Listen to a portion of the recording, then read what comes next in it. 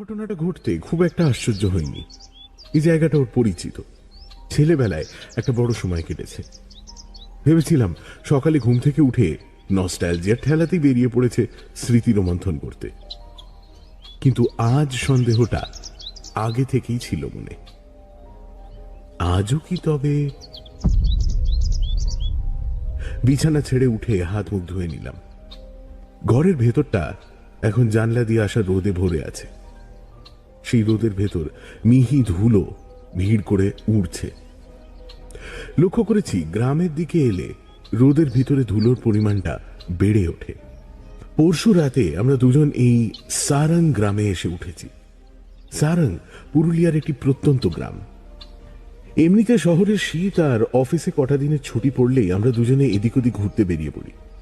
এবছরের মাঝামাঝি দেবায়ন বায়না ধরে যে এবছর শীতে সারঙ্গে না আসলেই নয়। আমি গাঁই করছিলাম, ওর এখানে ছোটবেলায় বছর 5 কেটেছে, ও যায় যাক, কিন্তু আমি এসে কি করব? দেখার মতো তো কিছুই নেই।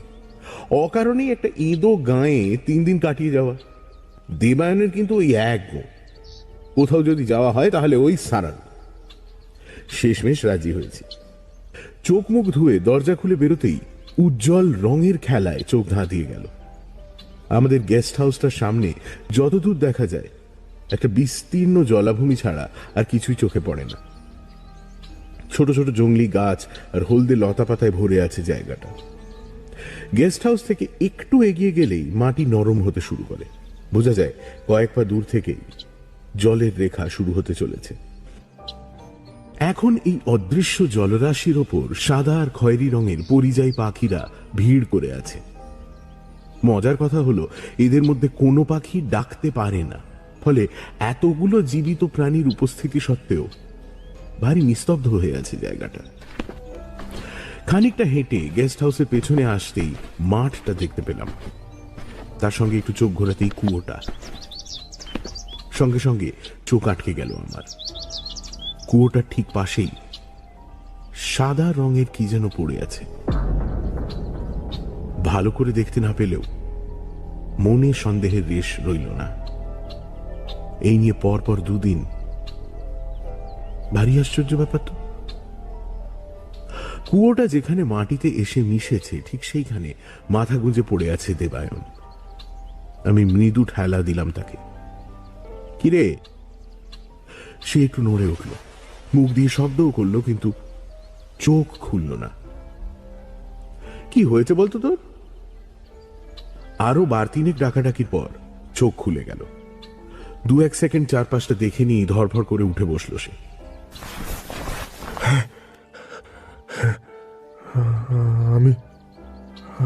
আমি এখানে? কাল এই নিয়ে বেশি প্রশ্ন করিনি আমি। তার উত্তর দেওয়ার খুব একটা ইচ্ছে ছিল না, কিন্তু আজ চেপে ধরলাম। এই রাতে কি হয় বলতো তোর? এখানে চলে আসিস কেন? ধাতস্থ হতে একটু সময় নিল দেবায়ন। উত্তর না পেয়ে জিজ্ঞেস করলাম, কাল রাতের কথা কিছু মনে আছে? ঠিক ঠিক মনে পড়ছে না। মনে হয় রাতে জড়ানো গলায় বলল সে। পুরো কথাটা শেষ না করেই থেমে গেল। রাতে এখানে এসেছিলি কেন? থমথমে গলায় বলে দেবায়ন। কি জানি, মনে হলো কেউ ডাকছে আমায়, কেউ একটা। অন্য সময় হলে ধরেই নিতাম আমাকে ভয় দেখানোর জন্য পাতি মিথ্যে কথা বলছে, কিন্তু এখন তার মুখের দিকে তাকিয়ে সত্যি ভয় লাগলো আমার। কেউ ডাকছে মানে? কে ডাকছিল? জানি না, এই কুয়োটার ভেতর থেকে। মুখ তুলে কুয়োটা দেখালো সে। আমি প্রথম ভালো করে তাকালাম সেটার দিকে। কুয়োটা যে পরিত্যক্ত সেটা বাইরে থেকে একবার দেখেই বোঝা যায়। চারপাশ জুড়ে আগাছা জন্মেছে। মাটি ছাড়িয়ে উপরে উঠে কুয়োর গোটাটাই ঢেকে ফেলেছে তারা। তার ফাঁক দিয়েও বেশ বোঝা যায় কুয়োটা পাথরের। মাথার উপরে খোলা অংশটা সিমেন্টের স্ল্যাব দিয়ে ঢাকা। স্ল্যাবের কয়েকটা জায়গায় এবড়ো খেবড়ো হওয়ায় ছোট ছোট ফাঁক হয়ে আছে। ফাঁকের উপর চোখ রাখলাম আমি।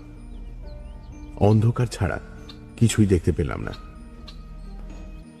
ছোটবেলাতেও এমন হতো জানিস, মনে হতো একটা মানুষ যেন বন্দি হয়ে আছে ওর ভেতরে। কোনো কোনো দিন রাতে অজান্তেই হেঁটে চলে আসতাম এখানে, সকালে মাঠে এসে কেউ দেখতে পেয়ে বাড়ি দিয়ে আসতো আমাকে। বাড়ির লোক যে কেন শহরে পাঠিয়ে দিয়েছিল এবার বুঝতে পারছি। একটা হাত ধরে টেনে তাকে দাঁড় করিয়ে দিয়ে আমি পিঠে একটা চাপড় মেরে বলি, ওর ডাকের গল্প পরে হবে না হয়, এখন পেটের ডাকে সাড়া দেওয়া দরকার। সেই কার্তিক বলে ছেলেটার তো দেখা নেই। আমার পাশে পাশে হাঁটতে লাগলো দেবায়ন।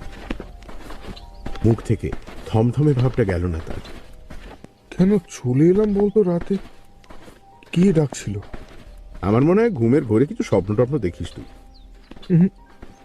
পরপর দুদিন একই স্বপ্ন দেখবো? তাছাড়া স্লিপ ওয়াকিং এরও কোনো হ্যাবিট নেই আমার। আর কিছু বললাম না, প্রসঙ্গটা আপাতত এড়িয়ে যাওয়াই ভালো। গেস্ট হাউসে পৌঁছতে দেখলাম কার্তিক টেবিলের ওপর সকালে চা দিয়ে গেছে। দেবায়ন জামা কাপড় ছেড়ে পরিপাটি হয়ে চা নিয়ে বসল। মুখ থেকে ছায়া কিন্তু সরেনি এখনো। আমি টোস্টে একটা কামড় বসিয়ে বললাম, কাছাকাছি শুনলাম একটা পাহাড় আছে, আজ দুপুর যাবি নাকি? হ্যাঁ, আমার শরীরটা ঠিক ভাল লাগছে না, মাথাটা ভার হয়ে আছে। সে কি, কাল রাত্রে তো দিব্যি ছিলি।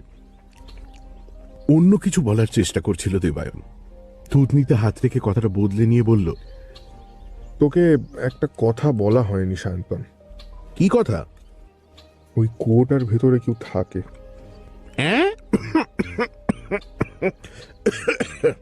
তোর কি মাথাটা একেবারে গেছে? এক বর্ণ মিথ্যে বলছি না। একটা বাচ্চা, আমার মতোই বয়স ছিল তার। আমি ওর গলার আওয়াজ শুনেছি। টেবিলে চাপড় মারি আমি। আরে কোনো রাস্তার পাগল কেউ এসব প্রলাপ বকতে শুনিনি আমি। কুয়োটা এত বছর ধরে অ্যাবান্ডন, ওর ভেতরে সাপ খোপ আছে কিনা সন্দেহ, আর তুই বলছিস কিনা বাচ্চা। তুই বুঝতে পারছিস না, কুয়োটার সঙ্গে যে অলৌকিক কিছু একটা জড়িয়ে আছে সেটা আমি ছেলেবেলাতেই বুঝতে পেরেছিলাম। তুই চাইলে আমি প্রমাণ করে দেবো। ইয়ার কি মারছিস আমার সঙ্গে? কি প্রমাণ করে দিবি যে ওই কুয়োটার গভীরে একটা বাচ্চা থাকে? টেবিল থেকে উঠে পড়ে দেবায়ন, পকেট থেকে সিগারেটের প্যাকেট বার করে একটা সিগারেট ধরায়। জলার একদিকে এখন পাখির সংখ্যা কমে এসেছে। নীলচে পরিষ্কার আকাশের বুকে সাদা মেঘ উড়ে যাচ্ছে ইচ্ছে মতো। সেদিকে তাকিয়ে সে একটানা বলে যেতে থাকে, অল্প বয়স আমার, ধর ওই 8 কি 9। বিকেল হলেই এই মাঠে এসে ফুটবল খেলতাম আমরা। আমি আবার ছিলাম সব থেকে ছোট, তাই উৎসাহ ছিল সব থেকে বেশি। একবার পায়ে বল পড়লে আর দিক বিদিক খেয়াল থাকতো না। সে সময় কুয়োর ওপরে ঢাকনাটা লাগানো হয়নি। দৌড়তে দৌড়তে কখন কুয়োর একেবারে ধারে এসে পড়েছি নিজেও বুঝিনি।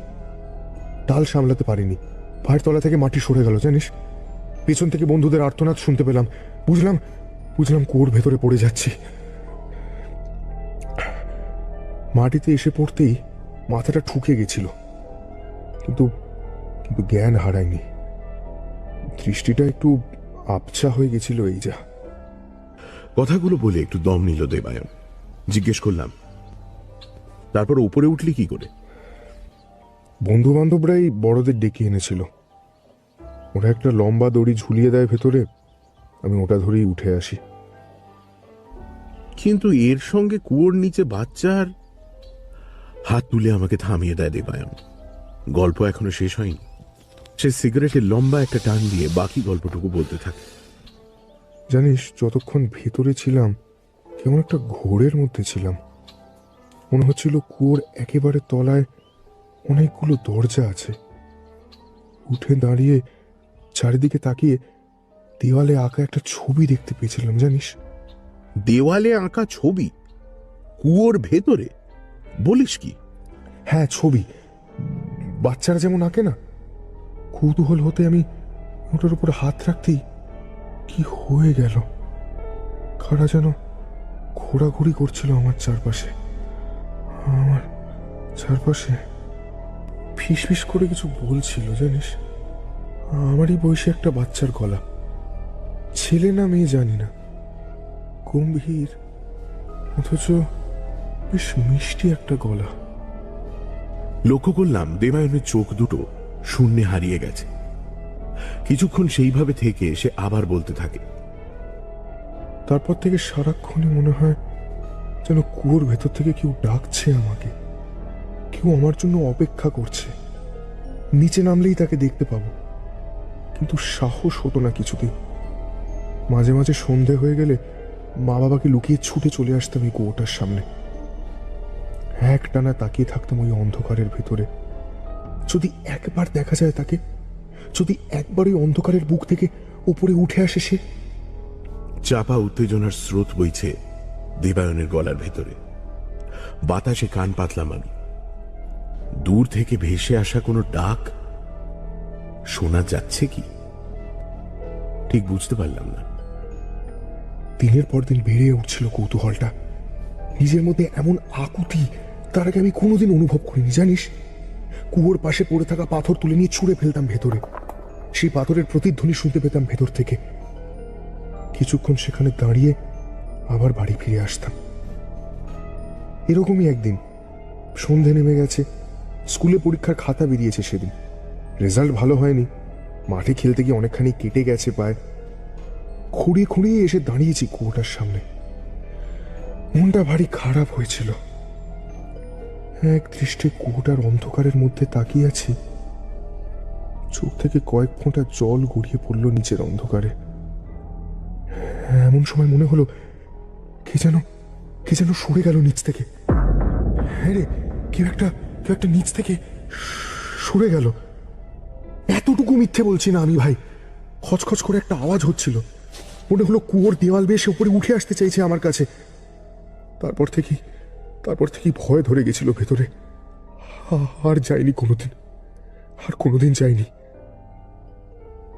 আমার দিকে এগিয়ে এসে কাঁধে একটা হাত রাখল সে। তুই আমার একটা কথাও বিশ্বাস করছিস না, তাই না? আমি উঠে দাঁড়িয়ে বললাম, তুই এই কুয়োটার জন্যই এতদিন পরে সারাং এসেছিস না? ওপর নিচে মাথা নাড়ি দেবায়ন। আমি একটু সময় নিয়ে বললাম, বেশ, গল্প একটা আছে, তার সত্যি মিথ্যেও যাচাই করা যাবে। কিভাবে? কার্তিককে বললে একটা বড় দড়ি জোগাড় করে দিতে পারবে না? পারবে হয়তো, কিন্তু দড়ি দিয়ে কি হবে? আমি দেবায়নের সামনে গিয়ে দাঁড়ালাম। একবার ভেতরে নেমে দেখাই যাক না কি আছে। এতক্ষণের উদ্বেগটা কেটে যায় দেবায়নের মুখ থেকে। তার বদলে কয়েকটা ভয়ের রেখা খেলে যায়। মানে বলছিস আমরা ওর ভেতরে নেমে দেখব? যদি কিছু গোলমাল হয়? হ্যাঁ, গোলমাল কিসে? যদি তেমন কিছু না থাকে তাহলে আবার উঠে আসবো। অবশ্য সাপখোপ বা পোকামাকড়ের রিস্কটুকু নিতেই হবে। দেবায়ন নিমরাজি হয় বটে, কিন্তু মুখ দেখে বোঝা যায় এক রাশ অজানা দুশ্চিন্তা ঘিরে রেখেছে তাকে। থেমে থেমে হিসেব করে কথাবার্তা বলছে। দুপুর থেকে শরীরটাও খারাপ হতে থাকে ওর। জ্বর নেই বটে, কিন্তু হাত পা প্রচন্ড দুর্বল। খাওয়া দাওয়াও করেনি। কার্তিককে বলা ছিল বিকেলের আগেই একটা মিটার 10 লম্বা দড়ি রেখে গেছে ঘরের এক কোণে। একটু অবাক হয়েছে ছেলেটা। মুশকিল হলো দেবায়নকে নিয়ে। বিছানা থেকে নামার ক্ষমতা নেই। এদিকে জেদ আছে 16 আনা। যেভাবেই হোক আজ কুয়োর ভেতরে নামতেই হবে তাকে। ব্যাপারটা বিপজ্জনক। এই অবস্থায় যদি দড়ি ধরে কোনো রকমে নামতেও পারে, উঠে আসার সময় হাতে জোর না পেলে একটা কাণ্ড হবে। অনেক বোঝানোর পর শেষে ঠিক হলো যে সে ঘরেই থাকবে। আমি নেমে দেখে আসবো কুয়োর ভেতরটা। সঙ্গে মোবাইল থাকবে, তাতে করে কিছু ছবি তুলে নিয়ে আসবো ওর জন্য। গ্রামের দিকে লোকজন সন্ধে হলেই ঘরে ঢুকে পড়ে।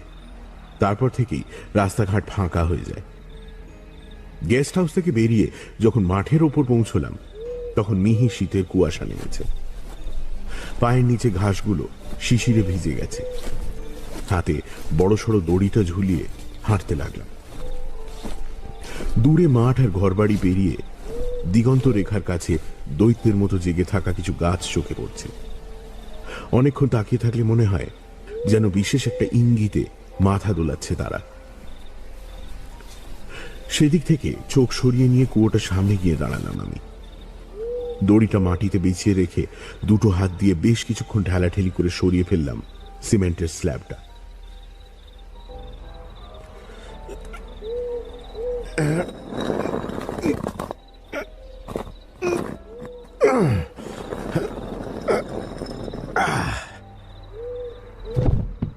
ভারী শব্দ করে মাটির উপর এসে পড়ল সেটা। দড়িটা শক্ত করে বেঁধে ফেললাম স্ল্যাবটার সঙ্গে। পিছিয়ে এসে দাঁড়িয়ে বড় করে নিঃশ্বাস নিলাম।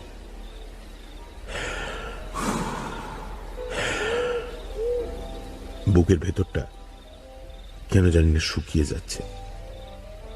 মন বলছে ভেতরে কিছু নেই, তাও একটা চাপা অস্বস্তি বারবার এসে গ্রাস করছে আমাকে। আকাশ ঝকঝকে, এক চিলতে মায়াবী রূপলি চাঁদ উঠেছে আজ। মাঝ আকাশে থমকে যেন আমার দিকেই তাকিয়ে আছে। কুয়োর প্রান্তের ওপর বসে দড়িটা শক্ত করে চেপে ধরলাম আমি। তারপর দুটো পা ঝুলিয়ে দিলাম শূন্যে। কত গভীর হবে কুয়োটা? দেবায়নের আন্দাজে মিটার 15 বেশি নয়। একটু একটু করে নিচে নামতে লাগলাম। কুয়োর ভেতরের দেওয়ালে পা রাখার মতো খাঁজ আছে মাঝে মাঝে। সেগুলোতে পা আর দড়িতে হাত রেখে কিছুটা নিচে নেমে আসতে আমার ষষ্ঠ ইন্দ্রিয় বলল, পায়ের নিচে আর দড়ি নেই।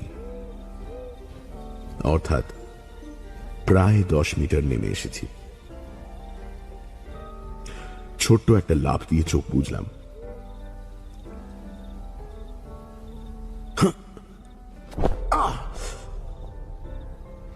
পায়ে সজোরে একটা ধাক্কা লাগতে বুঝলাম নিচে এসে পড়েছি। মাটির উপরের আওয়াজ কমে এসেছে এখানে। পোকামাকড়ের শব্দ শোনা যাচ্ছে না। কোমরে জড়ানো ব্যাগটা থেকে টর্চটা বার করে জ্বালালাম। কুয়োর ভেতর দিকের দেওয়ালটা মাকড়সার ঝুলে ঢাকা। এগিয়ে গিয়ে দুহাতে ঝুলগুলো সরাতেই দেওয়ালের একটা অংশে চোখ আটকে গেল। হ্যাঁ, সত্যি লালচে রঙের শুকনো কালির রেখায় একটা মানুষের ছবি আঁকা আছে সেখানে। ঠিক যেন একটা বছর 10-এর বাচ্চা কাঁপা কাঁপা হাতে ছবি আঁকার চেষ্টা করেছে দেওয়ালে। টর্চটা বাঁ হাতে ধরে ডান হাত দিয়ে সেটার মাথার কাছটা স্পর্শ করতেই মাথাটা দুলে উঠল আমার। যেন মিষ্টি গন্ধের পারফিউমের বোতল হঠাৎ খুলেছে কেউ। ওপরে তাকাতে মনে হলো গোটা আকাশটা যেন কুয়োর খোলা মুখের উপরেই নেমে এসেছে। বিদ্যুৎ প্রবাহের মতো একটা তরঙ্গ খেলে গেল আমার শরীরে। কুয়োর গোল দেওয়ালটা যেন চতুর্দিকে প্রসারিত হয়ে যাচ্ছে। মাটির তলায় লুকোনো একটা বিরাট হল ঘরের ভেতরে এসে দাঁড়িয়েছি। বুকের রক্ত ঠান্ডা হয়ে গেছিল। নিজের চোখে যা দেখছি নিজেরই বিশ্বাস হচ্ছে না। কোথা থেকে আবছা হলদে আলো ভেসে এসে ভরিয়ে তুলেছে আমার চারিদিক।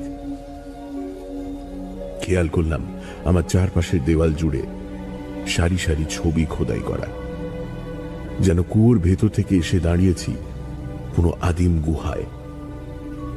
কলকল করে বয়ে যাওয়া জলের শব্দ, কান পাতলে শোনা যায় তার মধ্যে মিশে আছে মানুষের গলার আওয়াজ।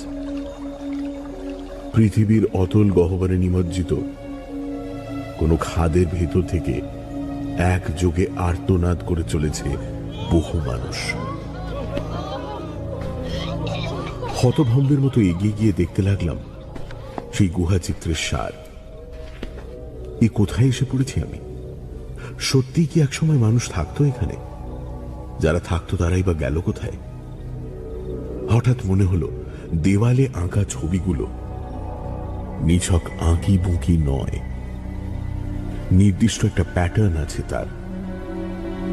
তার থেকেও বড় কথা, একটা বিশেষ মানুষের ছবি যেন বারবার ফিরে এসেছে।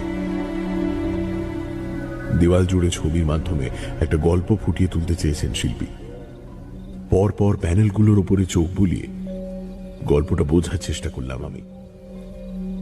অনেকগুলো মানুষ এক জায়গায় জড়ো হয়েছে, তাদের ঠিক মাঝ বরাবর একটা বড় সড়ো গর্ত। সেই বিরাট গর্তটার দিকে তাকিয়ে আছে তারা। তারপরের ছবিটায় পেছন থেকে মেয়েলি গলার শব্দ ভেসে আসতে আমি চমকে পেছনে ফিরলাম। হাত থেকে ছিটকে পড়ল টর্চটা। একটা নরম হাতের স্পর্শ আমার কাঁধ ছুঁয়ে গেল। কে কে এখানে? মিহি ব্যঙ্গের হাসি শোনা গেল। নিজেই এসেছো আমার কাছে, আবার জিজ্ঞেস করছো আমি কে? এখানে কোনো মানুষ থাকতে পারে না। কে তুমি? আমি তো বলিনি আমি মানুষ। তবে তবে তুমি কে? গলা শুনে মনে মনে কিছু একটা ভেবে নাও। যা ভাববে আমি তাই। গলাটা ঠিক কোথা থেকে আসছে বোঝা যাচ্ছে না। মিষ্টি একটা গন্ধ ভেসে ছড়িয়ে পড়ছে বাতাসে, আমাকে আচ্ছন্ন করে ফেলছে গন্ধটা। এই কি তবে কুয়োর ভেতরে থাকে? আজ এতদিনে তার বয়সও বেড়ে গেছে। হায় ভগবান, এও কি সম্ভব?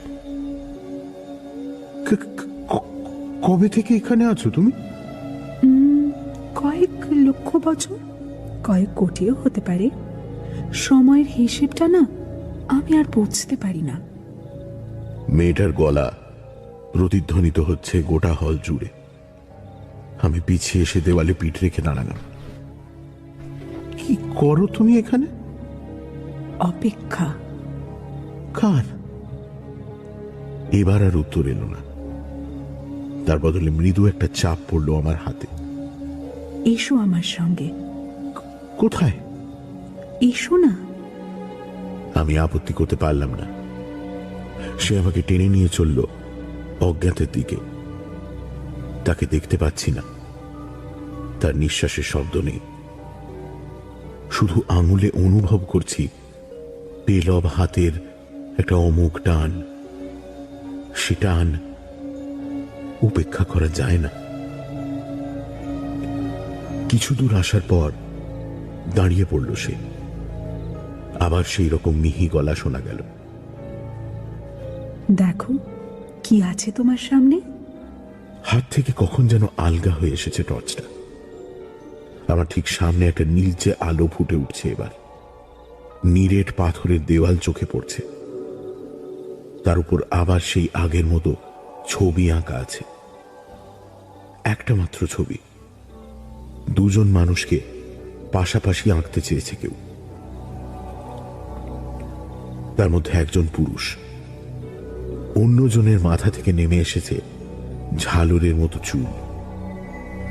আঁকা বাঁকা রেখায় ফুটে উঠেছে তার সরু চোখের কোণ।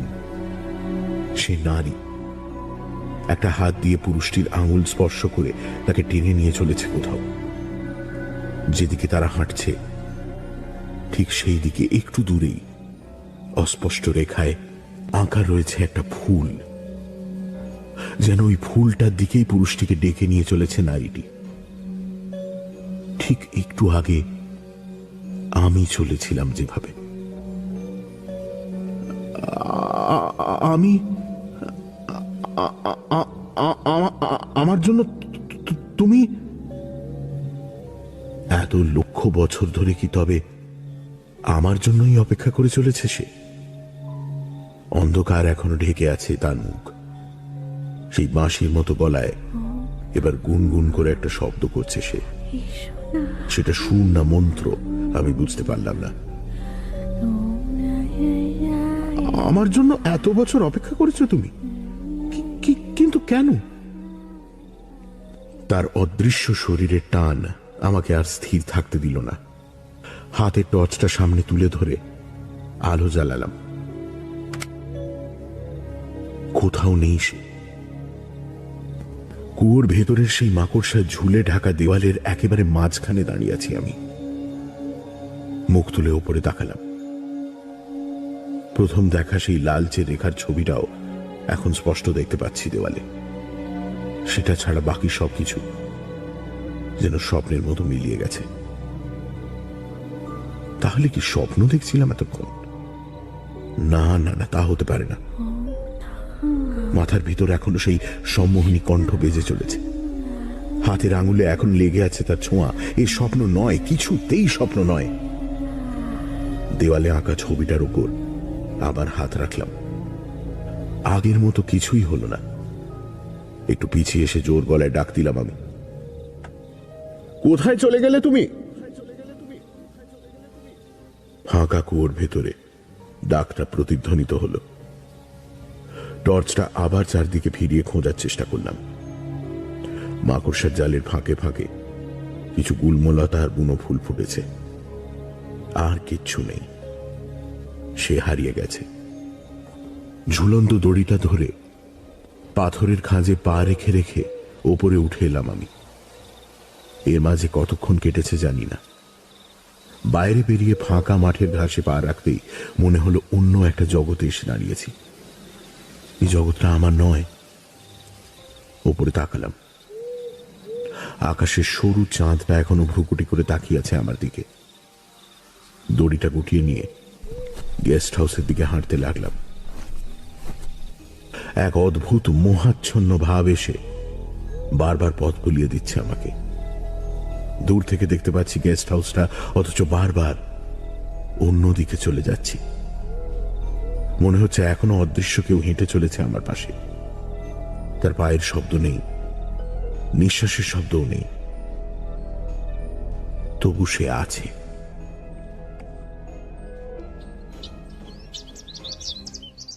কিচ্ছু দেখিসনি? মানে দেওয়ালে কিচ্ছু ছিল না? অবাক হয়ে আমার মুখের দিকে তাকায় দেবায়ন। কে বলেছে ছিল না? মাকড়সার ঝুল ছিল, চামচিকে ছিল, বাদুর ঝুলেছিল। কতবার তোর কথা জিজ্ঞেস করলো? তার মানে আমি ভুল দেখেছিলাম। তোর বিশ্বাস না হয় নিজেই গিয়ে দেখে আসিস না হয় আজ। যদিও শরীরের যা অবস্থা। না, অবিশ্বাসের কি আছে? কথাটা বলে কনুইতে ভর দিয়ে বিছানা ছেড়ে উঠে পড়ে সে। তারপর রুমের দরজা খুলে বাইরে বেরিয়ে যায়। সে বেরিয়ে যেতেই আমি সামনে রাখা ল্যাপটপটা অন করে দিই। মোবাইলটা তুলে নিয়ে বিশেষ একটা নাম্বার ডায়াল করতে থাকি। ওপাশ থেকে ফোনটা রিসিভ হয়। এত সকালে কি ব্যাপার? আমি তোকে মেইলে কতগুলো ছবি পাঠিয়েছি, ওগুলোর মানে বলতে হবে আমাকে। ছবির মানে? দাঁড়া দেখছি। ঘর ঘর করে একটা আওয়াজ শোনা যায় ওপাশ থেকে। কয়েকটা যান্ত্রিক শব্দ। প্রায় 2 মিনিট পরে গলা ভেসে আসে। তুই তো পুরুলিয়া গেছিলিস, ওখানে গুহা টুহা আছে নাকি? আরে বাবা, just tell me the meaning না। তুই এত চড়ছিস কেন? Give me a moment. নিঃশব্দে অপেক্ষা করতে থাকি আমি। বুকের ভেতর চাপা স্বরে ড্রাম বাজাতে শুরু করেছে কেউ। সেটা চাইলেও উপেক্ষা করতে পারছি না। এগুলো অনেকটা কেভ পেইন্টিং এর মতো, কিন্তু একটা বেসিক ডিফারেন্স আছে। ডিফারেন্স মানে কিরকম? আমি আজ অব্দি যা যা কেভ পেইন্টিং দেখেছি সেগুলো আদিম মানুষের সূক্ষ্ম হাতের কাজ। এই ছবিগুলো দেখে মনে হচ্ছে তাড়াহুড়ো করে কোনো রকমে আঁকা। আদিম মানুষের জীবনে অত তাড়া ছিল না। স্ট্রেঞ্জ লাগছে দেখতে। মানে কি এগুলো? মানে এরকম ইনস্ট্যান্টলি বলা সম্ভব নয়। ছবিগুলো অনেকটা কার্টুন ফরম্যাটের, সঙ্গে কিছু সিম্বলও আছে।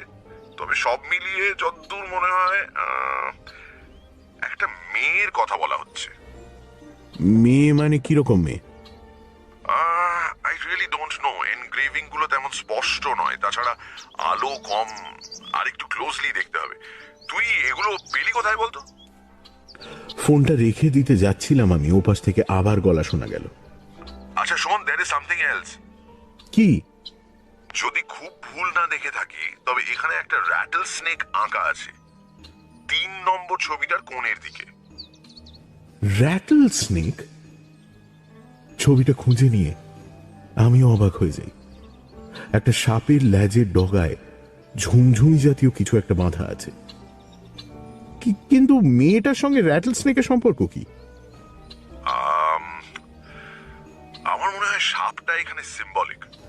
র্যাটেলের লেজের ডগায় যে ঝুমঝুমিটা বাঁধা থাকে ওটা অন্য প্রাণীদের জন্য একটা ওয়ার্নিং হিসেবে কাজ করে। ওই ঝুমঝুমির শব্দ আসছে মানে কাছেপিঠে কোথাও একটা র্যাটল স্নেক আছে। আমার মনে হয় র্যাটল স্নেক এঁকে কেউ ওয়ার্নিং বোঝাতে চেয়েছে। কিন্তু তুই আর কিছু না বলেই ফোনটা কেটে দিলাম আমি। দেবায়ন চায়ের কাপ হাতে নিয়ে ঘরে ঢুকেছে। আমার কাপটা সামনে রেখে সে বলল,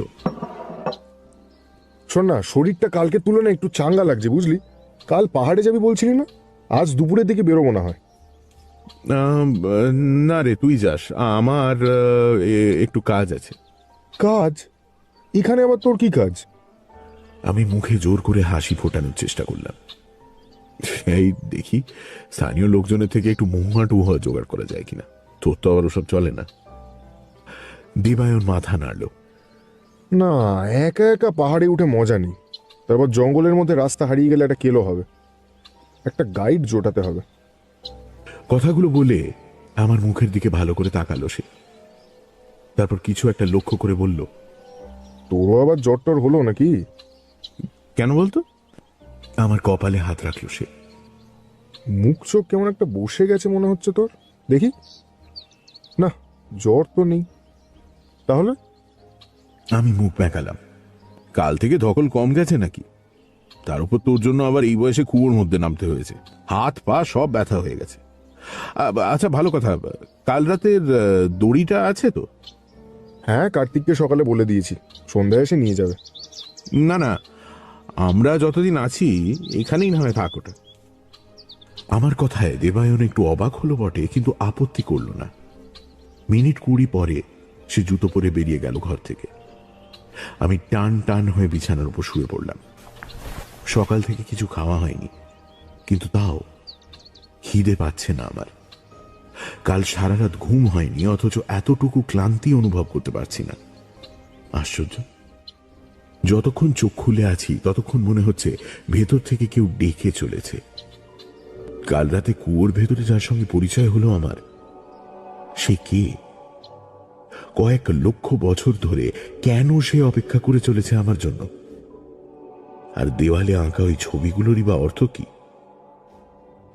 ল্যাপটপ খুলে আবার ছবিগুলো দেখতে লাগলাম। সেগুলো দেখতে দেখতে হঠাৎ মনে হলো চাইলেও ছবিগুলোর উপর থেকে চোখ সরাতে পারবো না আমি। এক টানা তাকিয়ে আছি, চোখের পাতা পড়ছে না। বেশ বুঝতে পারছি এতক্ষণ উজ্জ্বল স্ক্রিনের দিকে তাকিয়ে থাকার জন্য চোখের শিরা উপশিরা লাল হয়ে ফেটে পড়ার উপক্রম করছে। জল পড়ছে, অথচ শত চেষ্টা করেও চোখ সরাতে পারছি না। হঠাৎ একদলা অন্ধকার ঝাঁপিয়ে পড়লো আমার সামনে। মনে হলো দুপুর গড়িয়ে সন্ধে নেমে গেছে ছবিগুলোর দিকে তাকিয়ে থাকতে থাকতে। কিন্তু ল্যাপটপের স্ক্রিনটাই বা নিভে গেল কি করে? মন দিয়ে কান পেতে শুনতে পেলাম ঘরের দরজায় আঙুলের টোকা পড়ছে। আমাকে দরজা খুলতে বলছে কেউ। দেবায়ন কি ফিরে এলো? বিছানা থেকে উঠে গিয়ে দরজা খুলে দিলাম আমি। বাইরেটাও ভেতরের মতো ঘুটঘুটে অন্ধকার হয়ে আছে। গেস্ট রুমের কিছু দূরে জলাভূমির ওপরে রোজ যে জোনাকি দেখা যায়, আজ তারা সবাই যেন মরে গেছে। নিশ্ছিদ্র নিকষ অন্ধকার। তাও মনে হলো আমার সামনে জমাট বাঁধা অন্ধকারের মধ্যে দাঁড়িয়ে আছে কেউ। একজোড়া চোখ তাকিয়ে আছে আমার দিকে এক দৃষ্টি। কে? অচেনা কেউ নই, আমি। আবার সেই গলা। কাল রাতে কুয়োর ভেতরে এই গলাটাই শুনেছিলাম। পিছিয়ে এলাম, নিজের কানকে বিশ্বাস করতে পারছি না। তুমি তুমি এখানে এলে কি করে? ওমা, আসতে তো বারণ করনি। তার গলায় মেশানো মৃদু ছলনা গিয়ে লাগছে আমার বুকের ভেতরে। সে জানে ঠিক কোন কথাটা বললে আমার বুকের ভেতরে সংকোচ আর ভয়ের পাঁচিলটা ভেঙে পড়বে। কিন্তু কি চাও তুমি? তোমার কাছে আসতে ঠিক এইভাবে। আবার আমার হাতে আঙুলের ছোঁয়া লাগলো, প্রজাপতির ডানার মতো মসৃণ স্পর্শ।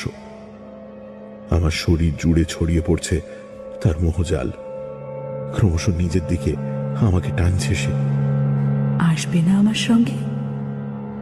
কোথায়? যেখানে আমি থাকি। সেখানে তো অন্ধকার, তোমাকে দেখতে পাই না আমি। খিলখিলিয়ে হেসে উঠেছে। পর মুহূর্তে গলা আরো নরম হয়ে আসে তার। আসলে তোমার চোখ সয়নি এখনো, একবার শুয়ে যাক, তারপর ঠিক দেখতে পাবে আমাকে। বুঝতে পারছি এ অলৌকিক, এ অসম্ভব, তাও একটা অমোঘ আকর্ষণ আমাকে নিজের মধ্যে থাকতে দিচ্ছে না। আমি জানি না সে কি চায়, কোথায় নিয়ে যেতে চায় আমাকে। শুধু জানি আমি তাকে চাই। সে যেখানে নিয়ে যাবে আমি সেখানেই যেতে রাজি।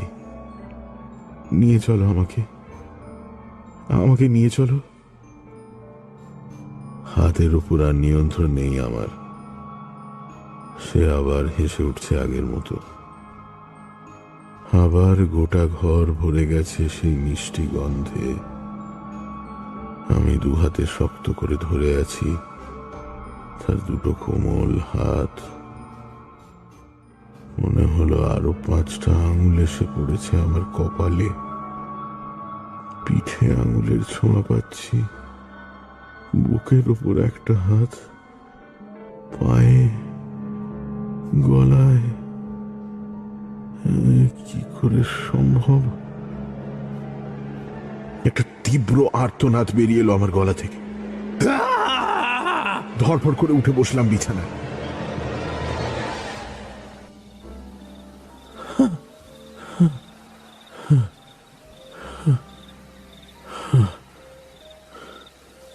ঝিঝির ডাক ভেসে আসছে বাইরে থেকে। গোটা ঘর এখন ফাঁকা। জানলা দিয়ে বাইরে বারান্দায় হলদে আলো এসে পড়েছে ঘরের মেঝেতে। সেই মিষ্টি ফুলের গন্ধটাও যেন মিলিয়ে গেছে হাওয়ায়। দ্রুত পায়ে বিছানা থেকে নেমে দরজা খুলে বাইরে বেরিয়ে এলাম। জলার উপরে জোনাকি দেখা যাচ্ছে এখন। হাওয়ার সঙ্গে মিশে মৃদু গুনগুন শব্দ ভেসে আসছে। কোথাও কোনো মানুষের চিহ্ন নেই। বারান্দার এক কোণে বড় দড়িটা চোখে পড়ল। এগিয়ে সেটা হাতে তুলে নিলাম আমি। তারপর খালি গায়ে হেঁটে এলাম মাঠে। একটা ডাক শুনতে পাচ্ছি। ওই কুয়োটার ভেতর থেকে কেউ এক টানা ডেকে চলেছে আমায়। চাইলেও সেটাকে উপেক্ষা করতে পারবো না আমি। আমার সমস্ত শরীর মন জুড়ে শুধু তার অধিকার। আমি নিজে আর নিজের মধ্যে নেই। স্ল্যাবটা নিচে নামিয়ে আবার পাথরের দেওয়াল বেয়ে নেমে এলাম। ঘুমন্ত পৃথিবীর সমস্ত শব্দ আবার নিভে এলো। বেড়ে উঠল শুধু সেই মিষ্টি ফুলের গন্ধটা।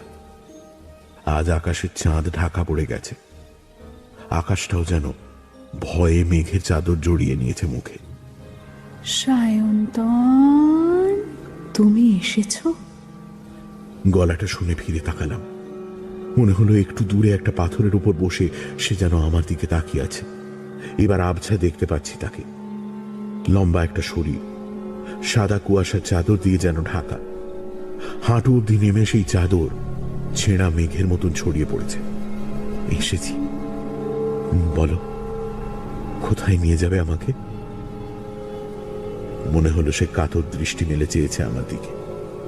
উমা, আমি কখন বললাম তোমাকে নিয়ে যাব কোথাও? স্বপ্ন দেখলাম। সে আবার খলখলিয়ে হেসে উঠল, ঠিক স্বপ্নে যেমন হেসেছিল। আমাকে স্বপ্নে দেখেছ বুঝি? আমি উত্তর না দিয়ে ঠায় দাঁড়িয়ে রইলাম। একটা আলো হাতে ছুটে গিয়ে তার মুখটা দেখতে ইচ্ছে করছে, কিন্তু জানি তাকে আমি ততটাই দেখতে পাবো যতটা সে নিজে দেখাতে চায়। আমি কোথাও নিয়ে যেতে চাই না তোমাকে। তোমাকে ফিরিয়েই দেব আমি। শুধু আসার সময় আমার প্যান্টের পকেটে থেকে গেছিল ফোনটা। এখন মনে হলো বেজে উঠছে সেটা। কান দিলাম না। শুধু একটা জিনিস দিতে চাই তোমাকে, শুধু তোমার জন্যে এত বছর ধরে আগলে রেখেছি। ফোনটা কেটে গিয়ে আবার বাজছে। আমি সামনে তাকিয়ে দেখলাম সেই কুয়াশার চাদর ছিঁড়ে একটা হাত এগিয়ে এসেছে আমার সামনে। হাতের আঙুলে ধরা একটা ফুল, অনেকটা রজনীগন্ধার মতো দেখতে ফুলটা। সেটা আমার দিকে এগিয়ে ধরেছে সে। নেবে না? ফোনটা বেজে চলেছে। রাগে সমস্ত শরীর কেঁপে উঠল আমার। পকেট থেকে বার করে রিসিভ করলাম ফোনটা। ওপাশ থেকে দুপুরের গলাটা শোনা গেল। কোথায় আছিস তুই? একটা কাজে আছি, কল মি লেটার। না শোন, কি হলো? নেবে না? আমি ফোনটা রেখে দিতে গিয়েও রাখলাম না, সজোরে ছুঁড়ে ফেলে দিলাম মাটিতে। কলটা কাটিনি। ওপাশ থেকে এখনো গলা ভেসে আসছে। আজ গোটা দুপুর ধরে ছবিগুলোর মানে খুঁজে বের করেছি আমি। ছবিতে কোনো মেয়ের কথা বলা হয়নি। আমি তার হাতের কাছে এগিয়ে গিয়ে নিয়ে নিলাম ফুলটা। একটা তীক্ষ্ণ যন্ত্রণা ছড়িয়ে পড়লো আমার সমস্ত হাতে, যেন বিষাক্ত কাঁটা এসে ঢুকেছে হাতের তালুতে। বলা হয়েছে একটা ফুলের কথা, পৃথিবী থেকে লক্ষ বছর আগে হারিয়ে যাওয়া ফুল, যার একটা স্পেশাল অ্যাবিলিটি আছে। Hello, are you listening? এবার স্পষ্ট দেখতে পাচ্ছি তার মুখ। কি অপূর্ব সুন্দর চোখ দুটো তার। বুকের ভেতর অব্দি গিয়ে আছড়ে পড়েছে সেই চাহনি। ফুলের মিষ্টি গন্ধ হয় পোকামাকড়কে আকর্ষণ করার জন্য। পোকামাকড়ের পায়ে লেগে যাওয়া রেণু দিয়ে বংশবিস্তার করে ফুল। কিন্তু এখানে যে ফুলের কথা বলা হয়েছে সেটা টোপ হিসেবে ব্যবহার করে একটি মেয়েকে। মিষ্টি গন্ধর মতোই মেয়েটিকে কাজে লাগিয়ে শিকারকে কাছে টেনে আনে। তারপর তার শরীরের ভেতরেই বুনে দেয় তার পরবর্তী প্রজন্মের বীজ। মনের দখল নেয় একটু একটু করে। শিকারের মৃত্যু হলে তার শরীর মাটিতে মিশে গেলে সেখান থেকে আবার জন্ম নেয় নতুন ফুল। আর এভাবেই বংশবিস্তার করে এরা। এতক্ষণে পাথরের মতো নিশ্চল হয়ে গেছে সে, ঠিক যেন মোমের একটা মূর্তি। মনে হলো আমার হাত দিয়ে মিহি রক্তের ধারা নামছে। দুটো হাত এনে রাখলাম তার গালে। যতক্ষণ এর গন্ধ তোর নাকে আসবে তুই অন্য একটা জগতে চলে যাবি। মনে হবে একটা গুহার ভেতরে দাঁড়িয়ে আছিস তুই। যে ছবিগুলো আমাকে পাঠিয়েছিস সেগুলো এর আগের শিকাররাই গুহার দেয়ালে এঁকে এই ফুল সম্পর্কে সতর্ক করতে চেয়েছিল আমাদের। ঠিক কি কারণে এই ফুল পৃথিবী থেকে নিশ্চিহ্ন হয়ে যায় তা আর জানা যায় না। তুই ছবিগুলো তুলতে পেরেছিস মানে you are in danger. Hello, are you there? Hello Sayantan. আমার দুহাতের মাঝখান থেকে মিলিয়ে আসছে সে, ঠিক ভোরের কুয়াশার মতো। মন বলছে আর কোনোদিন দেখা হবে না মেয়েটির সঙ্গে, চিরকালের মতো। আমার সামনে থেকে হারিয়ে যাচ্ছে সে।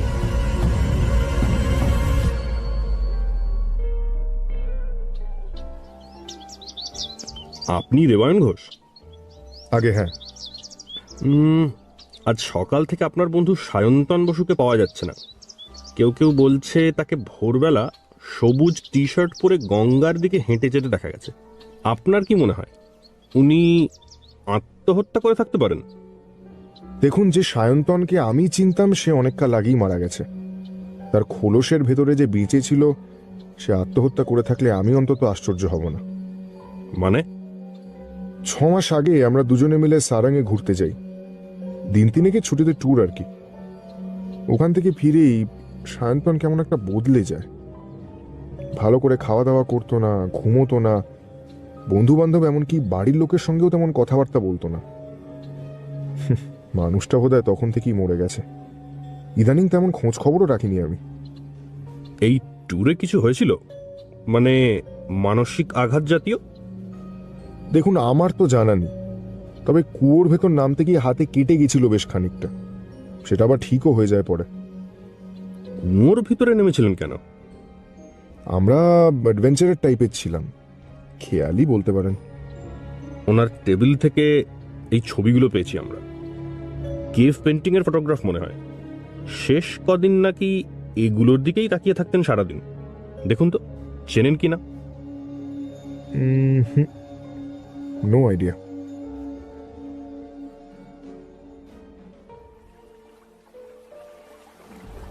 গঙ্গার ঘাট এখন ফাঁকা। দুপুরের রোদ ঝলমল করছে ঘোলাটে জলের উপরে।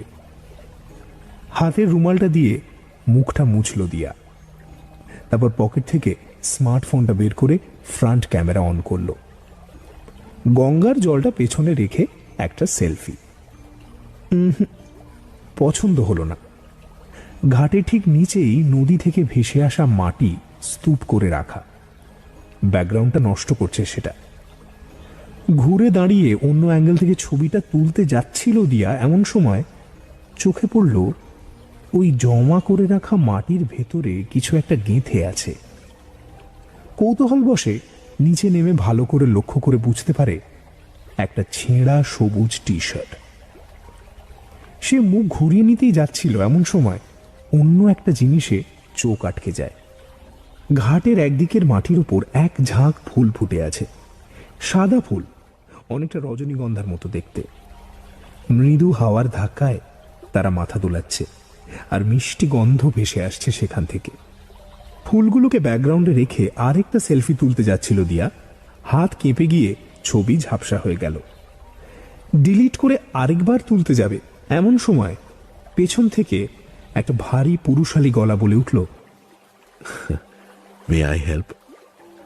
ঘুরে দাঁড়িয়ে দিয়া দেখল ভারী সুন্দর দেখতে একটা ছেলে দাঁড়িয়ে আছে ঘাটের একেবারে ওপরে।